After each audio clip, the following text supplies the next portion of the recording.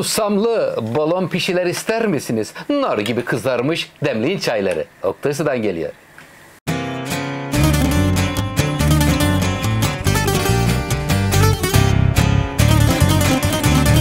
Yumuşacık, yağda kızarmış, susamlı pişiler olacak. Şimdi bir çay bardağı sıcak suyu aldım. Malzemelerini hemen sizlerle paylaşıyorum. Özür dilerim.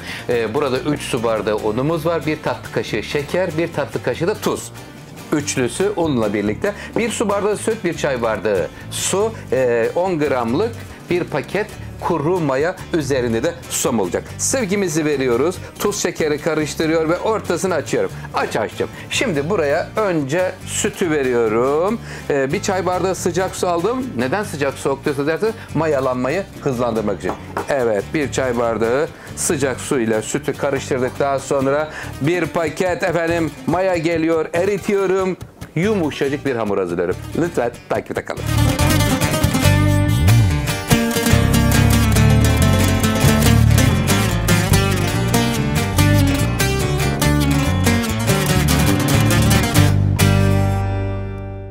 Hamurumuz yumuşacık bir kıvamda oldu. Birazcık su ilavesine bulundum.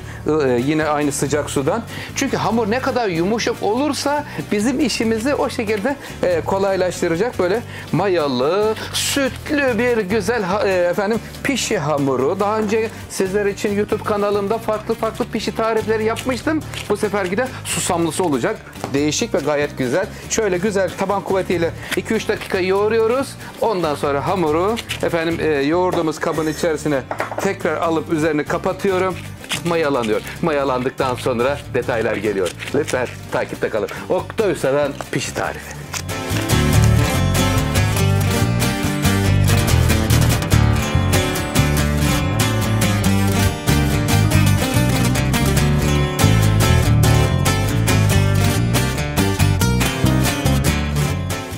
Hamurumuz yumuşacık oldu. 4'e böldüm. Gayet de güzel mayalandı. Sıcak ortamda bakın görüyor musun? Yumuşacık bir hamur. Şöyle tutuyoruz. Orta merkezde hepsini birleştiriyorum. Birleşir misiniz canım? Birleştiler. Şimdi kıymetli takipçilerim hemen diğer detayları sizlerle paylaşmaya çalışacağım. Şimdi 4'e kestikten sonra zemine susam ver Ayşem. Bismillahirrahmanirrahim. Susamı zemine verdikten sonra şöyle getiriyorum.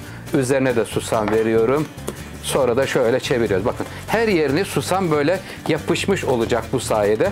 Tezgaha da koymanız yeterli olabilir. Şimdi susamladıktan sonra merdane ile büyütüyorum. Ama çok büyütmek yapmıyoruz. 4'e ya da 6'ya keseceğim. Buradaki çok aşırı küçültürsek bu defa istediğimiz balonlar ortaya çıkmaz. Ondan dolayı söylüyorum. Böyle üzeri susam mantolu pişiler çıkıyor. Yumuşacık kabarmış olacak. Çayı demleyin, yanına domates, biber, salatalık ve zeytin gelsin.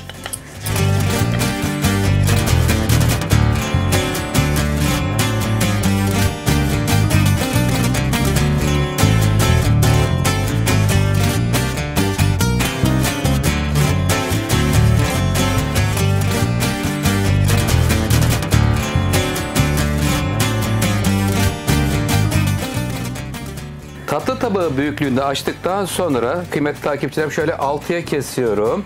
Eğer daha büyük istiyorsanız 4'e de kesebilirsiniz. Gayet güzel, bereketli de oldu. Daha fazla susamları yapışmasını isterseniz o bezelerdeyken hafiften bir üzerine yoğurt sürün. Ondan sonra susamlayın, garanti olsun. Eğer bol susamlı istiyorsanız. Sevgiyle sıcak yağın içerisine alıyoruz şimdi. Al Ayşem. Hızlı bir şekilde elimizi çabuk tutuyoruz. Hemen alıyorum sıcak yağı. Şimdi püf noktasını veriyorum. Bakın canım hemen kabarır mısın? Kabarma noktasında nereden yardım alıyoruz? Bir kaşıkla ile üzerlerine sıcak yağ döküyoruz. Sıcak yağ döktüğümüzde hemen baloncuklar yapacak. Canım baloncuk yapmaya başlar mısın? Bakın şuradaki başladı. Gel canım bak. İşte şurası. Görüyor musunuz? Sıcak yağı verin. Hemen böyle şişsin.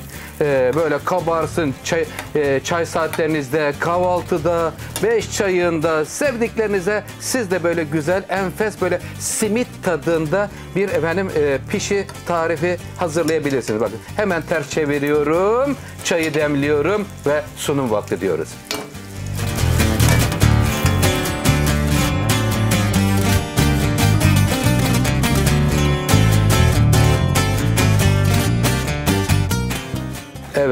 susamlı simit tadında pişilerimiz servise hazır hale geldi.